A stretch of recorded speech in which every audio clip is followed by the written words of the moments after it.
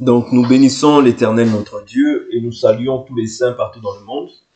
Nous sommes toujours sur notre enseignement qui était intitulé « Apprends-nous à prier ».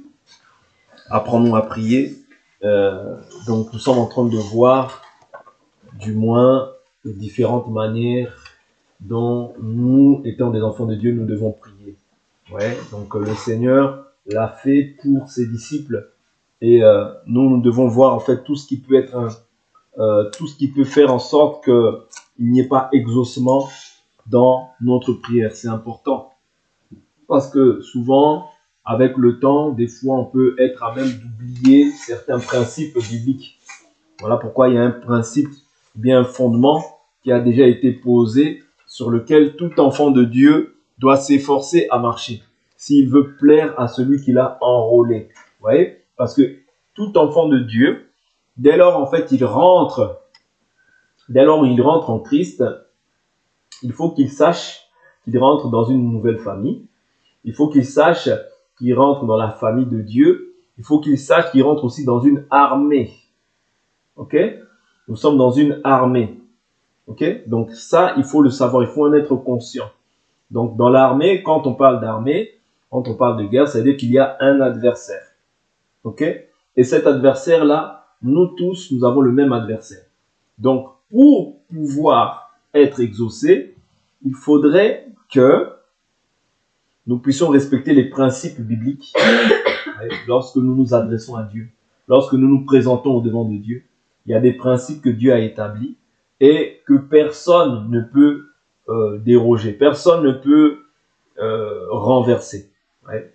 Parce que si nous ne faisons pas comme cela, eh ben, tout ce que nous ferons, en fait, ce sera faussé. Ce sera plus quelque chose de Dieu, mais ce sera les pensées humaines. Ouais, ce sera les pensées humaines. Donc, c'est très important que nous puissions voir ces choses-là. Ça va nous permettre de moins perdre de temps.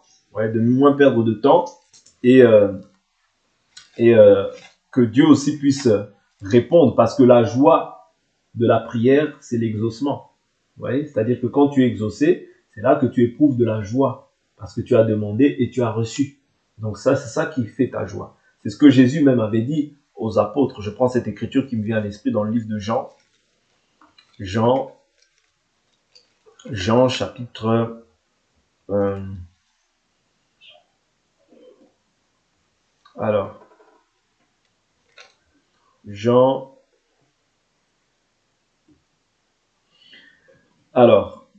Jean chapitre 16, je prends à partir du verset 23. En ce jour-là, vous ne m'interrogerez plus sur rien. En vérité, je vous le dis, ce que vous demanderez au Père, il vous le donnera en mon nom. Jusqu'à présent, vous n'avez rien demandé en mon nom. Demandez et vous recevrez afin que votre joie soit complète. Vous voyez? C'est-à-dire que la joie en fait, j'ai pris cette écriture-là, je l'ai exprimée comme ça, mais c'est une écriture. C'est-à-dire la joie de la prière, c'est l'exaucement. Ouais. C'est-à-dire quand Dieu t'exauce par rapport à un besoin, eh ben c'est ça qui fait ta joie. Parce que la joie d'un enfant de Dieu doit être différente de la joie d'une personne qui est étranger aux choses de Dieu. Autrement dit, le païen. Notre joie n'est pas située sur la même chose. Toi, ta joie est liée au fait que tu connaisses Dieu. Philippiens 4:4, réjouissez-vous dans le Seigneur, je vous le répète, réjouissez-vous. Quand Dieu t'accorde, c'est-à-dire des choses que tu as demandées, quand tu vois des choses que tu as demandées s'accomplir, eh ben ça donne aussi de l'assurance, ça donne aussi de la confiance. Ouais, ça augmente ta confiance, ça augmente ton assurance. Ouais, donc c'est très important pour autant de ne pas oublier les principes. Parce que c'est pas parce que Dieu t'a exaucé hier qu'il va forcément t'exaucer aujourd'hui. Si tu vis d'une manière qui est contraire à ce que Dieu veut, Dieu ne t'exaucera pas. Ouais, parce que n'oublions pas, nous avons vu que nous devons faire les choses selon sa volonté. Quand nous lui demandons, ça doit être en conformité avec sa volonté. Si ce n'est pas en conformité avec sa volonté, point d'exaucement. D'accord? Donc, nous avions commencé à prendre Jacques, le livre de Jacques. Livre Jacques. Alors, Jacques, nous avions vu au chapitre 4 je crois, où il dit, verset 3, il dit, vous demandez, vous ne recevez pas, parce que vous demandez mal afin de tout dépenser pour vos passions. Ouais. D'autres versions disent convoitise. Ok? Vous demandez et vous ne recevez pas parce que vous demandez mal. Ah, donc quand on demande mal, on ne reçoit pas. Oui, parce qu'il y a une manière, il y a un modèle. Voilà pourquoi les apôtres ont dit à Jésus, apprends-nous à prier. Prier, on l'apprend. C'est pas une honte. Prier, on l'apprend. On ne prie pas comme on veut. Quand on prie, il y a un modèle. Ouais. Il y a un modèle qui est réservé pour les saints. Il y a un modèle aussi qui est réservé pour ceux du dehors, les étrangers. Les étrangers, ils ont leur manière de prier. Mais ceux de la maison, on doit leur apprendre comment prier. C'est pas un péché. Vous voyez? Donc nous avions vu hier, par la grâce du Seigneur, que quand nous prions, premièrement, il faut, Hébreux 6, prier avec la foi. C'est-à-dire quand tu t'approches de Dieu, tu dois croire premièrement que Dieu existe et que qu'il est le rémunérateur de ceux qui le cherchent. C'est-à-dire, ça, c'est la base de tout enfant de Dieu. Croire d'abord que ce que je dis aussi, je le reçois. Parce que Dieu m'écoute. Ok? Mais il t'écoute quand tu demandes aussi quelque chose selon sa volonté. Si tu demandes quelque chose qui n'est pas dans l'ordre de sa volonté, ça c'est ce que nous avons vu dans le livre de 1 Jean 5, si nous demandons quelque chose selon sa volonté, nous croyons que déjà nous avons reçu la chose. Mais si tu demandes quelque chose qui n'est pas selon sa volonté, on a pris des exemples, tu es quelqu'un, tu es ton ennemi, tu es celui qui te fait du mal, te venger par rapport à quelque chose. Ouais. Tout ce qui est en dehors de l'écriture, Dieu ne peut pas l'exaucer. Voilà pourquoi nous prions un Dieu qui est derrière sa parole pour l'accomplir. Voilà pourquoi je vous ai dit en réalité que Dieu exauce le Fils en nous. Parce que quand nous avons le Fils, Dieu voit le Fils en toi. Maintenant, tout ce que toi tu demandes doit être en conformité avec ce qui est écrit. Pourquoi? Parce que le Fils, c'est la parole. Apocalypse nous dit que son nom est la parole de Dieu. Voilà pourquoi nous, quand nous demandons, cette chose-là ne peut pas s'éloigner de ce qui est écrit. Est-ce que vous comprenez? Cette chose ne peut pas s'éloigner ni se détourner de ce que Dieu a posé comme fondation. Il y a une fondation dans laquelle nous sommes établis. Pas tout le monde, mais nous, les enfants de Dieu. Et nous devons nous efforcer à demeurer dans cette fondation-là. Si nous voulons voir sa gloire. Si nous voulons voir l'exaucement. Ok? Donc, j'avance un peu. J'avais j'avais commencé hier à prendre, je crois, Matthieu, si mes souvenirs sont bons, Matthieu chapitre 6, où il est question de ne pas être comme les hypocrites. Nous avons vu les hypocrites qui cherchent à se faire montrer et tout. J'étais au verset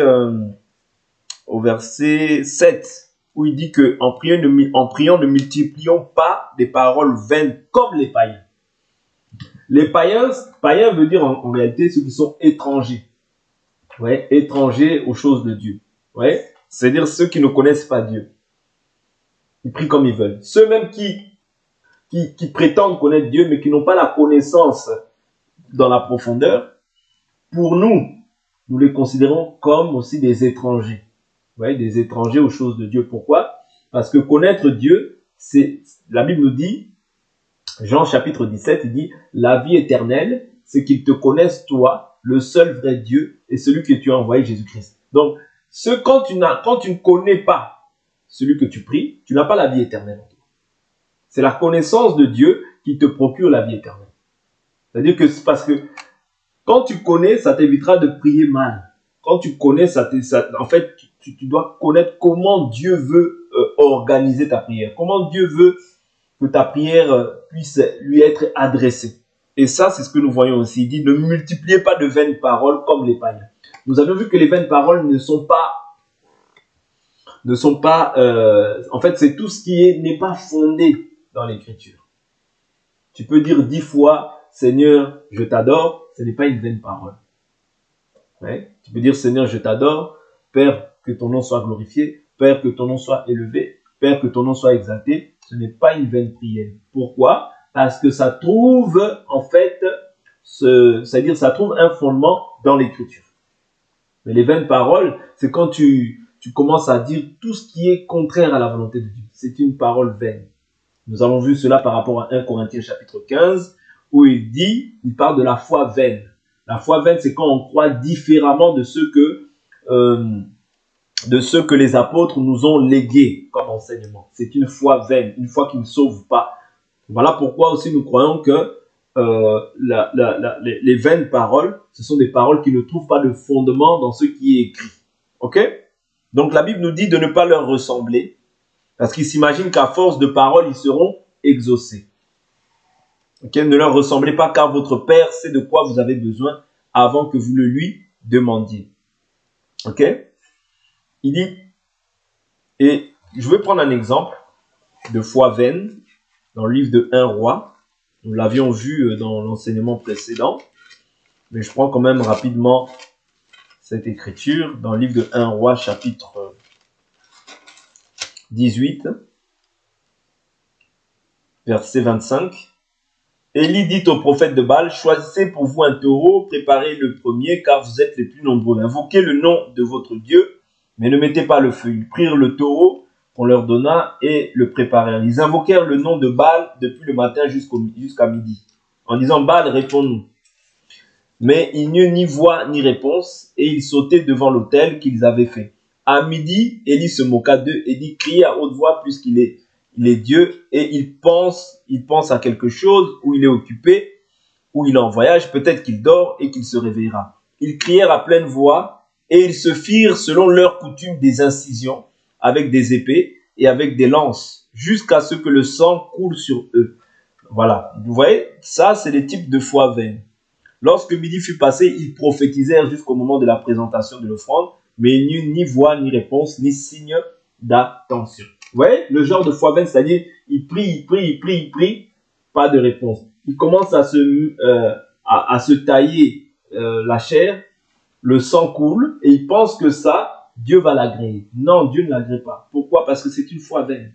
Et il ne prie pas, en fait, conformément au modèle qui a été posé. Voilà pourquoi, quand on prie, on doit prier conformément au modèle. C'est très important pour qu'il y ait exaucement. Alors, là, quand il dit au verset 9, il dit, voici comment vous devez prier. Notre Père qui est aux cieux, c'est-à-dire ta prière s'adresse au Père. Elle ne s'adresse pas à quelqu'un, pas à ton grand-père, pas à ta grand-mère, pas à qui que ce soit. C'est-à-dire la prière, nous l'adressons au Père. Et Jésus dit tout ce que vous demanderez au Père en mon nom. C'est-à-dire la signature. Toute prière, tu ne pries pas parce que Dieu veut dire objet d'adoration. Okay? Mais Dieu en soi, ça ne veut rien dire. Sous d'autres termes, Dieu, ça ne veut pas dire grand-chose. Pourquoi? 1 Corinthiens chapitre 8 nous dit que, quoi qu'il y ait plusieurs dieux, ouais, et de ce fait, il y a plusieurs seigneurs et plusieurs dieux. Néanmoins, pour nous, voyez, c'est-à-dire, nous, notre Dieu nous a révélé son nom.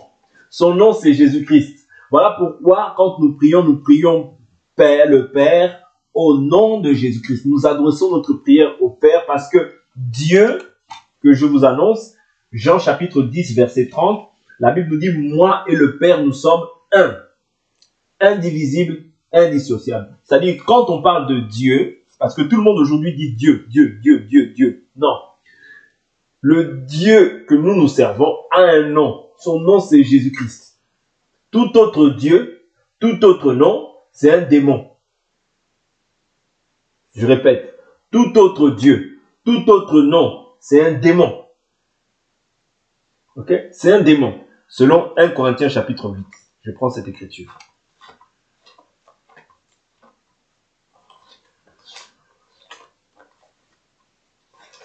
1 Corinthiens chapitre 8. La Bible nous dit, alors, je prends à partir du verset 5. Verset 4. À propos de la consommation des viandes sacrifiées aux idoles, nous savons qu'il n'y a pas d'idole dans le monde et qu'il n'y a qu'un seul Dieu. Vous voyez? Car quoi qu'il y ait ce qu'on appelle des dieux, vous voyez, ici, il met Dieu avec D majuscule, mais maintenant quand il parle des dieux, il parle des D minuscules, c'est-à-dire les démons. Les dieux, là dont il est question, ce sont les démons. Ou bien des hommes aussi, qui se font vénérer comme étant Dieu. Ouais, il y a des hommes à la surface de la terre, ou bien il y a des gens pour qui leur Dieu c'est la télé, il y a des gens pour qui leur Dieu c'est une statue, il y a des gens pour qui leur Dieu c'est l'eau, il y a des gens pour qui leur Dieu c'est la terre, il y a des gens pour qui leur Dieu c'est la mer. Ouais, il y a différentes foi à la surface de la terre. Or, tout ce qui sort du cadre biblique, c'est plus Dieu, c'est les démons. Ouais, c'est les idoles. Ok? Donc il dit, car quoi qu'il y ait ce qu'on appelle des dieux, soit dans le ciel, soit sur la terre, parce que il y a trois ciels. Il y a le firmament qu'on voit comme ça. Il y a le deuxième ciel et le troisième ciel. Vous voyez? Et je vous ai dit que les divinités, les principautés, les autorités, les dominateurs des ténèbres d'ici-bas agissent dans le premier ciel, sous la terre, ouais, sur la terre, et dans le deuxième ciel. Mais pas dans le troisième ciel, parce que le troisième ciel, c'est le paradis. Selon ce que Paul nous dit dans 1 Corinthiens chapitre 12, qu'il est monté au troisième ciel, dans le paradis de Dieu. C'est-à-dire que nous croyons qu'il n'y a que trois ciels. Quand on vous ment, il y a 7 ciels, c'est faux. Il n'y a que 3 ciels. Ok? Le firmament, le deuxième ciel et le troisième ciel. Ok. Donc il dit, beaucoup de dieux et beaucoup de seigneurs. Néanmoins, pour nous, il n'y a qu'un seul Dieu, le Père, de qui viennent toutes choses et pour qui nous sommes. Et un seul Seigneur, Jésus-Christ, par qui sont toutes choses et par qui nous sommes. C'est-à-dire qu'il n'y a qu'un seul Seigneur et un seul Dieu. Mais aujourd'hui, à la face du monde, quand les gens disent Dieu, ça ne veut rien dire. Quand tu dis seulement Dieu, sans dire Jésus-Christ, ouais, sans dire Jésus-Christ, c'est pas un Dieu complet. Vous voyez, c'est pas un Dieu complet parce que Dieu nous a révélé son nom. Jésus dit, tu as voulu que je leur révèle ton nom, ce nom que tu m'as donné. Et le nom de Dieu, c'est Jésus-Christ. Voilà pourquoi notre prière, lorsque nous la clôturons, nous disons au nom de Jésus-Christ. Est-ce que vous comprenez? Mais aujourd'hui, tu verras que même des gens qui chantent à la gloire du Seigneur, mais il n'y a pas, c'est-à-dire ils chantent même la gloire du Seigneur, mais il n'y a même pas le nom du Dieu qui chante. Ils chantent Rapha, ou je ne sais pas, Jireh, ou voilà, toutes ces choses-là, mais il n'y a pas le nom du Dieu que tu sers. C'est pas bon. C'est-à-dire que quand j'adresse une lettre, je l'adresse peut-être à quelqu'un. De même, quand j'adresse ma prière, je dois la clôturer au nom de Jésus-Christ. C'est très important. Parce que c'est ça qui donne la puissance à ta prière. C'est ça, en fait, le sceau, l'exaucement de ta prière. C'est le nom de Jésus-Christ. C'est-à-dire, s'il n'y a pas le nom de Jésus-Christ, tu l'adresses à qui ta prière? Vous comprenez? Donc, dans tout ce qu'on fait, on doit sceller notre prière au nom de Jésus-Christ. C'est très important. Je continue, Matthieu chapitre 6. Alors, il dit, Père qui es aux cieux, que ton nom soit sanctifié. Ouais, c'est-à-dire que nous devons sanctifier le nom de l'Éternel. Ouais. Que ton règne vienne. Un enfant de Dieu doit aspirer au règne de l'Éternel.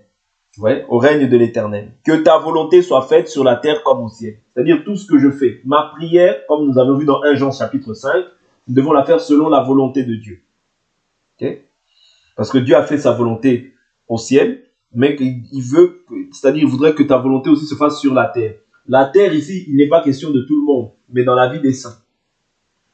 Il dit, donne-nous aujourd'hui notre pain quotidien. Ouais. Donne-nous aujourd'hui notre pain quotidien. Jésus dit, l'homme ne vivra pas de pain seulement, mais de toute parole qui sort de la bouche de Dieu. Ça, c'est Luc chapitre 4. Ouais. L'homme ne vivra pas de pain seulement, mais de toute parole qui sort de la bouche de Dieu. C'est-à-dire le pain aussi physique, nous en avons besoin pour nous nourrir. Ouais. Mais le pain aussi spirituel, nous en avons besoin parce que c'est la nourriture de l'âme. Vous comprenez? C'est la nourriture de l'âme. C'est ça qui fait que ton âme prospère. Voilà pourquoi Jésus pouvait enseigner tous les jours. Ouais. Les apôtres également faisaient de même. Ils enseignaient tous les jours. Pourquoi? Parce qu'il y a la prospérité aussi de l'âme. De même que nous mangeons physiquement, mais nous devons aussi manger aussi la nourriture de l'âme. C'est très important.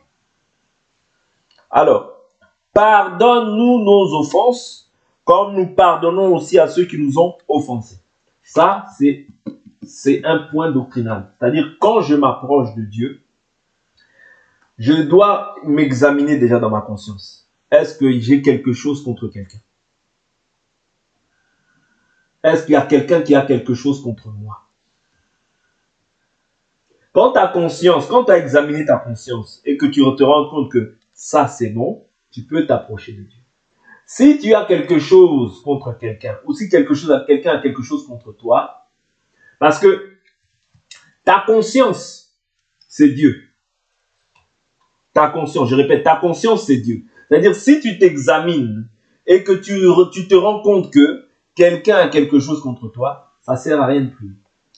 Je vous dis la vérité, ça ne sert absolument à rien de prier. Ta prière ne monte pas, c'est pas possible. Dieu est derrière sa parole. Le problème, c'est qu'on veut changer Dieu. On veut modifier les choses de Dieu pour faire ce que nous voulons. Non. Si tu as quelque chose contre quelqu'un, la Bible nous dit, dépose là ton offrande, va d'abord te réconcilier et ensuite viens et prie. C'est-à-dire, Dieu ne peut pas accepter ta prière alors que toi, tu n'as pas pardonné. Est-ce que vous comprenez? Les blessures, l'amertume, tout ça mélangé dans ton cœur. Si tu as encore ça envers quelqu'un, tu dois d'abord arrêter de prier. Je te conseille, arrête de prier, va d'abord te réconcilier. Comme ça, tu verras que ta prière ira tout droit vers le ciel. Mais si lui t'es là encore, lui je ne l'aime pas, lui je ne l'aime pas, lui je déteste, lui, mais après tu viens, Seigneur, Seigneur, Seigneur, Dieu ne te pardonne aussi pas.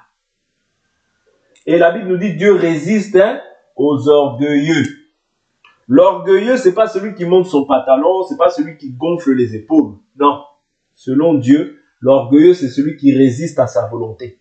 Celui qui résiste à sa parole. C'est-à-dire, il n'a pas le cœur de Dieu. David, bien qu'il ait péché, il est péché en tuant Uri et qu'il ait pris la femme d'Uri. Mais quand Nathan est venu lui annoncer son péché, David s'est repenti. Et Dieu l'a appelé l'homme selon mon cœur. Le problème de Dieu, c'est pas que toi oui, c'est que nous soyons saints. Mais c'est que quand aussi tu fais le mal, que tu puisses reconnaître. Comprenez? C'est ça, c'est le cœur que Dieu veut. Le cœur, c'est un cœur repentant. C'est pas que parce que la Bible nous dit qu'il n'y a pas de juste, pas même un seul. Mais néanmoins, lorsque j'ai fait le mal, que je puisse reconnaître. Ouais. La Bible nous dit, celui qui cache ses transgressions, ça c'est Proverbe chapitre 28, verset 13, celui qui cache ses transgressions ne prospère point. Mais celui qui les confesse et les délaisse, obtient la miséricorde. Ouais. C'est-à-dire, le problème de Dieu, c'est pas que je sois parfait à tous égards. Oui, c'est sa volonté, que nous soyons parfaits comme le Père est parfait. Mais néanmoins, s'il arrivait que je tombe, que je ne résiste pas, que je ne sois pas là à justifier. Oh, d'ailleurs, tout le monde pêche. Oh, d'ailleurs, tout le monde... Non! Tout le monde ne pêche pas. Nous ne sommes pas des pécheurs. Moi, je ne suis pas un pécheur. Même si tu peux dire, oh oui, je ne suis pas un pécheur. Je suis un saint. Je ne pêche pas. Ah ben oui, parce que ce n'est plus moi qui vis, c'est Christ qui vit en moi. Or, est-ce que Christ a péché? Non. Donc moi, je ne suis pas un pécheur devant Dieu.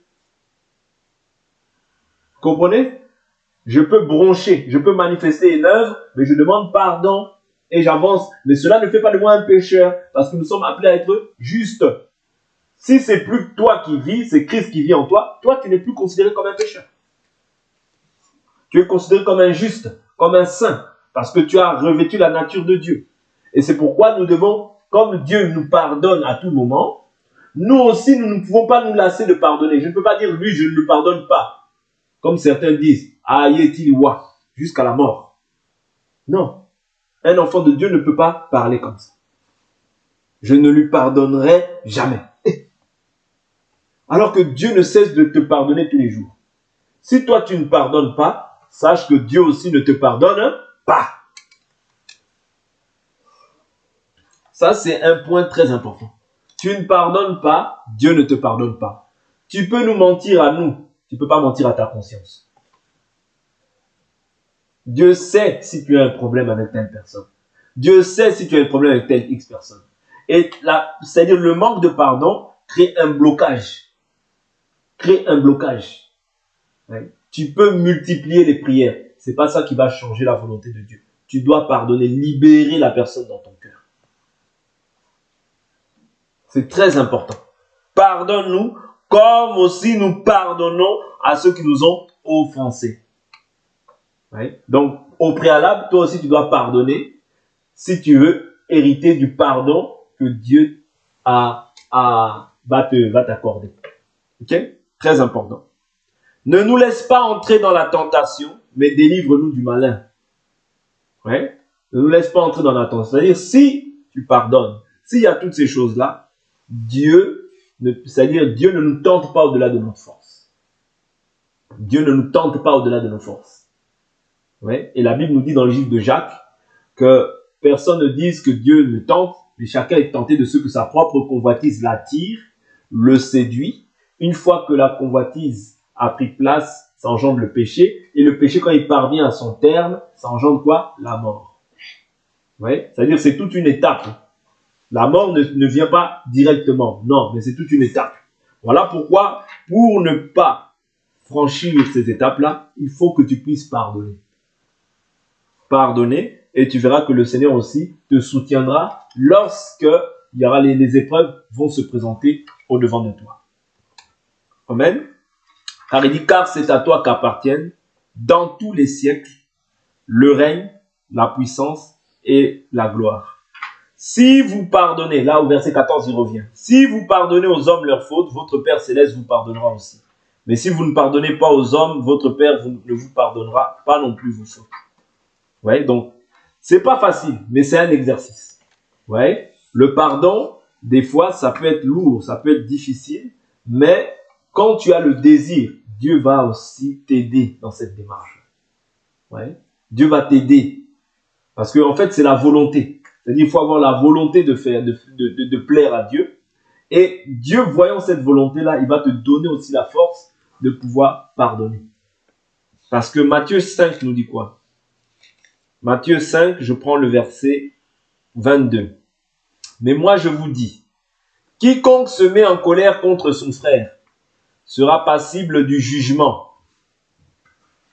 Quiconque se met en colère contre son frère sera passible du jugement. Celui qui dira à son frère Raka, ouais, Raka sera justiciable du Sanhédrin. Le Sanhédrin, c'était l'endroit où les sacrificateurs, les scribes et les pharisiens, ils se réunissaient pour rendre les jugements. Vous voyez, c'était là où ils se réunissaient, c'est-à-dire pour rendre un jugement. C'est ça le Sanhédrin. Donc, autrement dit, tu seras jugé par rapport à cet acte-là. Donc, celui qui lui dira insensé sera passible de la géhenne du feu. Si donc tu présentes ton offrande à l'autel, ouais, l'autel, c'est l'enseignement aujourd'hui.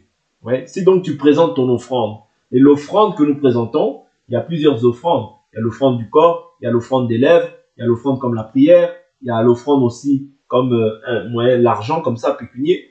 Tout ça, ce sont des offrandes. Donc, la Bible nous dit, si donc tu présentes ton offrande à l'autel, et que là, tu te souviennes que ton frère a quelque chose contre toi. C'est-à-dire, ici, c'est pas toi qui as quelque chose contre lui. C'est là, tu te souviens que lui, il a quelque chose contre moi. Est-ce que vous comprenez? C'est-à-dire, Dieu ne va pas attendre que toi, c'est-à-dire que lui, forcément, fasse la démarche. Si tu te souviens que lui, il a quelque chose contre toi, moi, je dois venir prendre les devants. Parce que le souvenir, là, c'est Dieu qui te rappelle que lui, il a quelque chose contre toi. C'est pour ça que la Bible, c'est dur. La Bible, c'est pas facile. Mais le Seigneur aidant, nous donnera toujours la capacité de pouvoir sortir de toutes les difficultés, toutes les choses qui nous paraissent être difficiles. Donc, il dit, si donc tu présentes ton offrande à l'autel et que là, tu te souviennes que ton frère a quelque chose contre toi, laisse là ton offrande. C'est-à-dire, le simple fait que tu sais que ton frère a quelque chose contre toi, ton offrande, tu dois la laisser. Là, c'est pas toi qui as quelque chose contre lui. C'est lui qui a quelque chose contre toi. Laisse là ton offrande. Et il dit quoi? Laisse là ton offrande devant l'autel et va d'abord te réconcilier avec ton frère, puis viens présenter ton offrande. Arrange-toi promptement avec ton adversaire pendant que tu es encore en chemin avec lui, de peur que l'adversaire ne te livre au juge, le juge au garde, et que tu ne sois mis en prison. Vous voyez? Donc Dieu nous rend comment dire, responsables les uns des autres. C'est-à-dire, cette responsabilité-là qui va agir dans ta conscience, même si toi tu n'as rien fait, mais tu sais au fond de toi que lui, il a quelque chose contre toi. Tu dois y aller. Dieu nous rend responsables les uns des autres. Voilà pourquoi la Bible dit que nous sommes un corps. Ouais, dans le corps, Dieu a défini l'Église comme un corps. Dans mon corps, si même mon doigt a quelque chose et que sur le moment, la chose me fait tellement mal, je suis obligé de le soigner. Vous voyez? Si c'est mon doigt de pied qui me fait mal à ce moment-là, bien que là, à ce moment-là, je ne l'utilise pas, j'en ai pas besoin, mais je suis obligé d'abord de le traiter. C'est comme ça. C'est-à-dire, Dieu nous définit comme un corps pour que nous soyons responsables des uns des autres. Ouais. Là, c'est pas toi qui as quelque chose, mais c'est ton frère qui a quelque chose contre toi. Et du simple fait qu'il ait quelque chose contre toi, ta prière ne monte pas. Ouais. Ta prière ne monte pas. Donc tout ça, ce sont des choses qui sont, voilà, qu'on néglige, mais qui sont en fait essentielles pour Dieu. Pour toi, peut-être tu vas te dire c'est rien, mais pour Dieu, ça a de l'importance. Ouais. Pour toi, peut-être tu vas dire mais moi je n'ai rien. Oui, mais si lui, il a quelque chose, tu dois obligatoirement faire le déplacement. Laisser ton offrande, laisser la prière. Oh, moi je prie. Non, laisse-la d'abord. Va d'abord te réconcilier. Et tu verras que ta prière, le ciel sera ouvert pour toi. C'est très important. Ce sont des principes que Dieu a établis dans la Bible pour que nous puissions les pratiquer. Je continue. Alors, nous avons vu qu'il faut éviter de pratiquer sa justice devant les hommes. Nous avons parlé aussi de l'hypocrisie. Quand tu veux prier devant les hommes et être vu. Nous n'avions pas assez approfondi le fait d'entrer dans sa chambre. C'est ça que je voulais approfondir un peu. Matthieu 6,6, il dit, mais toi, quand tu pries, entre dans ta chambre, ferme ta porte et prie ton Père qui est dans le lieu secret, et ton Père qui voit dans le secret te le rendra. Quand on te parle de la chambre, c'est-à-dire c'est un endroit qui est clos, un endroit où tu dois être à l'abri de tout ce qui est du bruit. Le bruit, pourquoi? Parce que le bruit ne peut pas te permettre d'être concentré. Quand il y a la distraction, tu pries, ça ne peut pas te permettre d'être concentré. C'est pour ça que quand tu pries, j'ai dit, c'est pas le temps forcément qui est important, mais c'est la qualité de prière que tu adresses à Dieu. Maintenant, il est vrai que Jésus priait au moins minimum 1 heure de temps. Parce qu'il a dit aux apôtres, vous n'avez pas su prier 1 heure avec moi, veillez et priez afin de ne pas entrer en tentation. Donc, il y en a d'autres qui peuvent faire des longues prières, c'est pas un péché. Il y en a d'autres qui peuvent faire des courtes prières, c'est pas non plus un péché. Mais avant toute chose, c'est ton cœur. C'est-à-dire la qualité de prière que tu adresses à Dieu. C'est d'abord ton cœur qui doit être disposé à ce moment-là pour t'adresser à ton Créateur. Et il faut éviter, quand tu t'adresses à ton Créateur, qu'il y ait de la distraction. C'est-à-dire, il faut choisir des moments précis. Des moments, par exemple, admettons, quand tu rentres dans cette vie-là de prière, toutes ces choses-là, il faudrait que tu aies ton temps à toi avec Dieu. C'est-à-dire, c'est un moment d'intimité. Et dans ce moment d'intimité-là, c'est un moment qui doit être privilégié. Parce que la manière dont tu considères Dieu, c'est la manière aussi dont Dieu va t'utiliser. Si tu te dis, bon, moi je peux prier, mais je parle à côté, je fais ci à côté, ok, tu as prié Dieu, mais tu ne l'as pas prié tu ne l'as pas honoré dans ta prière. Vous voyez? Mais quand tu honores Dieu, la manière dont aussi tu honores Dieu, c'est la manière aussi dont Dieu va t'honorer. Vous comprenez? Parce que ce qu'un homme sème, il le moissonnera. Ouais. Si tu sèmes de ton temps, tu vas moissonner ça. Parce que la Bible nous dit, ce que les gens auront semé avec peine, il le moissonnera avec cri de joie. C'est-à-dire, quand tu moissonnes, tu vas moissonner avec cri de joie. Voilà pourquoi il dit, ton Père qui voit dans le secret te le rendra. C'est-à-dire, quand je prie, je n'ai pas besoin d'être exposé, je n'ai pas besoin, parce que c'est un moment d'intimité. C'est un moment où tu vas parler à ton Père, à ton Créateur. Et il faut que ce moment-là soit un moment privilégié pour toi. Ouais. Il faut que ce soit un moment privilégié. C'est pourquoi il faut absolument mettre un point d'honneur sur le fait que tu dois être vraiment dans une atmosphère de prière, dans une voilà, dans un temps où tu es vraiment dépouillé tu ne penses plus à tes problèmes, tu ne penses plus au travail, tu ne penses plus aux factures, tu ne penses plus à toutes ces choses-là, mais que tes pensées soient focalisées sur Dieu. Et c'est une vie en réalité, c'est-à-dire que Dieu voudrait que ce soit une vie, la vie de prière. Voilà pourquoi la Bible nous dit prier sans cesse. Parce que la prière, c'est une vie. Quand je parle de la prière, la vie du royaume, la vie d'en haut. Voilà pourquoi la Bible dit dans Colossiens 3, si vous êtes ressuscité avec le Christ, affectionnez-vous aux choses d'en haut. Pensez à ce qui est en haut et non à ce qui est sur la terre. Car vous êtes morts, votre vie est cachée en Dieu avec le Christ. Vous comprenez? C'est-à-dire c'est une vie. La sanctification, c'est une vie. La prière, c'est une vie. Parce que pour parler à Dieu, tu peux parler à Dieu à tout moment. Bien sûr, tu peux lui parler. Ça, c'est un moment où tu te disponibilises. Tu te disponibilises pour Dieu. Tu dis, bon, ça, de telle heure à telle heure, moi, je suis en prière. Mais quand tu le fais, il faudrait que ce soit quelque chose que tu fasses constamment. C'est-à-dire que tu te disciplines. C'est pas aujourd'hui tu fais, demain, je suis fatigué. Non. C'est-à-dire que quand tu fais quelque chose, quand tu te dis que ça, c'est le moment de Dieu, il faut aussi te discipliner à ce que ce soit un moment, c'est-à-dire que ce soit un temps que tu fasses tout le temps. Une chose que tu fasses tout le temps.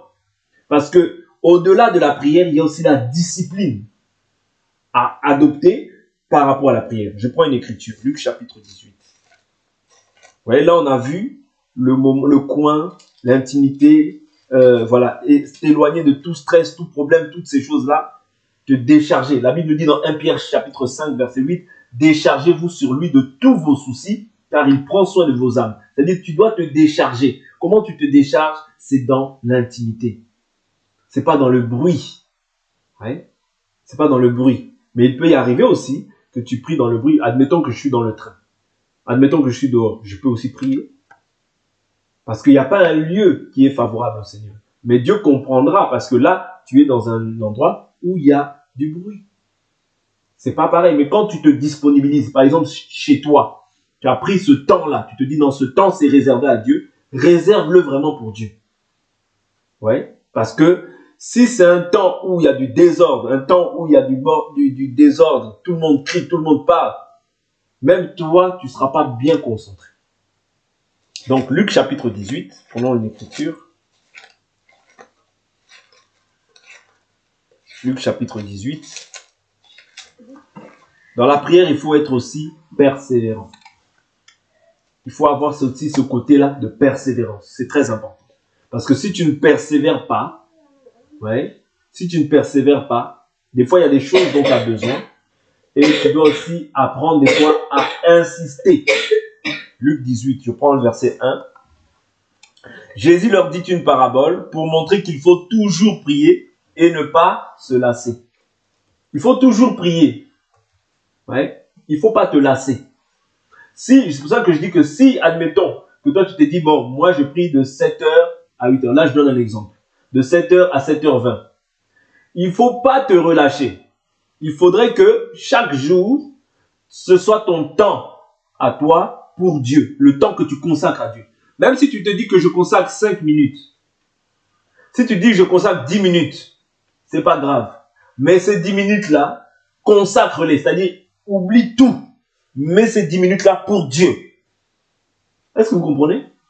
Si tu te dis que moi, je fais ça matin, midi, soir, 10 minutes, 10 minutes, 10 minutes, consacre ces 10 minutes totalement à Dieu. Et maintenant, il faut que tu sois constant. C'est-à-dire, c'est pas tu as commencé aujourd'hui, demain, après-demain, je suis fatigué. Non. Là, tu manques de constance. C'est-à-dire, dans les choses de Dieu, il faut être constant. Si tu te dis, je prie 1 heure, je prie 2 heures, reste sur les 2 heures tout le temps. Vous comprenez? C'est important parce que c'est une forme de fidélité vis-à-vis de Dieu. C'est-à-dire, Dieu voit qu'il est constant dans ce qu'il fait. C'est pas tu commences aujourd'hui, demain, je suis fatigué. Après demain, bon là j'ai fait. Après demain, je suis fatigué. Non.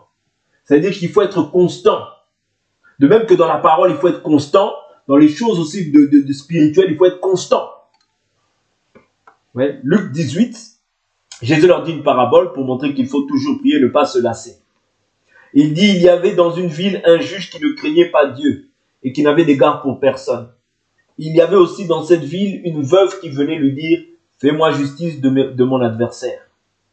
Pendant longtemps, il ne voulut pas, mais ensuite il dit en lui-même, bien que je ne craigne pas Dieu et que je n'ai d'égard pour personne, néanmoins parce que cette veuve me cause des ennuis, je lui ferai justice, de peur que jusqu'à la fin, elle ne vienne me casser la tête. Ouais. Le Seigneur ajouta, entendez ce que dit le juge unique. Et Dieu ne ferait-il point justice à ses élus, qui crient à lui jour et nuit? Et tarderait-il à leur égard? Je vous le dis, il leur fera promptement justice. Mais quand le Fils de l'homme viendra, trouvera-t-il la foi sur la terre? C'est-à-dire ici, Dieu met un standard. Du moins, voilà, il met un standard par rapport au temps, à la manière dont nous devons prier. Là, Dieu dit quoi? Jour et nuit. Ouais. Jour et nuit. Donc, il est important. Je ne dis pas ça comme une loi, mais je dis ça comme une recommandation que le Seigneur, c'est-à-dire comme une unité de mesure que le Seigneur a placée dans l'Écriture pour nous faire comprendre qu'un enfant de Dieu, dans la logique, doit prier jour et nuit. Vous comprenez? Donc c'est important. Et ici, on voit quoi? La persévérance. La persévérance. Voilà pourquoi la Bible nous dit la persévérance, la victoire dans l'épreuve. Vous voyez? La persévérance, la victoire dans l'épreuve. Mais si on n'est pas persévérant, tu vas demander quelque chose. Tu redemandes 2-3 jours après. Tu redemandes 3 jours après. Tu n'es pas constant. C'est vrai que j'ai dit hier que quand tu crois, il faut que tu crois que tu as, quand tu pries du moins, il faut que tu crois que tu as déjà reçu la chose. Mais néanmoins, tu peux aussi insister ou tu peux rendre grâce. Rendre grâce, c'est dans le sens où tu dis merci Seigneur parce que tu m'as déjà donné cette chose, que ton nom soit glorifié, que ton nom soit béni, que ton nom soit glorifié. C'est-à-dire, je n'ai pas vu, mais j'appelle déjà à l'existence ce qui n'existe pas. Je n'ai pas vu, mais je crois. Vous voyez? C'est-à-dire, mais maintenant, secondement, tu peux aussi insister. Ce n'est pas un péché. Tu peux aussi insister. Parce que là, on voit l'insistance. Je prends aussi une dernière écriture. On va s'arrêter là pour aujourd'hui. Une dernière écriture. Toujours dans le cadre de l'insistance. Je suis dans le livre de Jacques. Jacques chapitre 5. Jacques chapitre 5, je prends à partir du verset 17. Élie était un homme de même nature que nous. Il pria avec instance pour qu'il ne pleuve pas et il ne tomba pas de pluie sur la terre pendant 3 ans et 6 mois. Puis il pria de nouveau, alors le ciel donna de la pluie et la terre produisit son fruit. C'est-à-dire, on voit qu'il pria avec instance. Ouais. Instance, c'est-à-dire il n'a pas cessé, il ne s'est pas relâché. Ouais. Il y a le côté aussi d'insister. C'est important. Ouais. Parce que par là, Dieu veut voir la détermination que tu as pour pouvoir obtenir ce que tu lui demandes. Dieu peut t'exaucer dès lors, parce que avant que tu ouvres la bouche, Dieu sait ce dont tu as besoin. Avant même que tu ouvres la bouche, Dieu sait déjà. Ouais. Dieu sait. Il n'y a rien qui échappe au contrôle du Seigneur. Dieu sait. Mais Dieu veut quand même que tu fasses. Ouais. Parce que tu dois semer. Et ça, c'est la loi de la semaille et de la moisson. La Bible nous dit que tant que le ciel et la terre subsistera, la loi de la semaille et la moisson ne passera pas. Ça, c'est dans le livre de Genèse. Ouais. C'est-à-dire, quand je sème, je dois récolter. Qu'est-ce que tu sèmes? Parce que Dieu va venir récolter ce que toi, tu as semé. Vous comprenez? Ce que tu récoltes, c'est en fonction de ce que tu as semé. Mais si tu ne sèmes pas, tu vas récolter quoi? Vous comprenez? Semer de ton temps, c'est aussi important. Même dans la prière, tu sèmes de ton temps. Tu intercèdes, tu pries pour les gens. Tout ça, c'est semer de ton temps. Et Dieu se souviendra. Même si les hommes ne te voient pas, c'est pas grave. Mais Dieu te voit. Et l'essentiel, c'est que Dieu te voie. Parce que c'est lui, le rémunérateur et le consommateur de notre foi. Que l'Éternel Dieu nous bénisse. Pour aujourd'hui, on en a fini. On continuera demain par la grâce du Seigneur.